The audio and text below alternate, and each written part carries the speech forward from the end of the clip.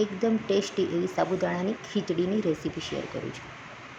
એના માટે 2 કલાક પલાળેલા સાબુદાણા છે, લીલા મરચાં, કાજુના કટકા, કિસમિસ અને અધકચરો ખાંડેલો શીંગનો ભૂકો. આ બધું મેં એક તપેલીમાં ભેગું કર્યું છે. ત્યાર પછી એની અંદર ટેસ્ટ પ્રમાણે નમક નાખવાનું છે, અડધી ચમચી ખાંડ, 1 ચમચા જેટલું ઘી છે અને અડધા લીંબુનો રસ. આ બધું જ તપેલીની અંદર ભેગું કરી દેવાનું અને ચમચાની વડેથી બધું મિક્સ કરી દેવાનું. આ મિક્સ થઈ ગયું છે. હવે આપણે આને છે ને વરાળે બાફવાનું છે.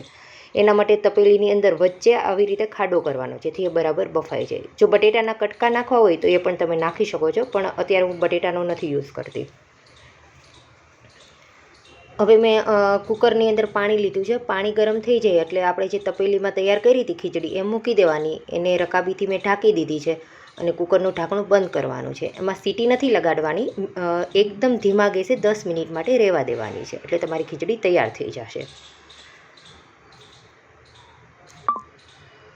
જુઓ, 10 મિનિટ થઈ ગઈ છે. હવે આપણી ખીચડી તૈયાર છે. એકદમ છૂટી છૂટી ટેસ્ટી, અને ઘી નાખ્યું છે ને એટલે બહુ જ ટેસ્ટી લાગશે આ ખીચડી.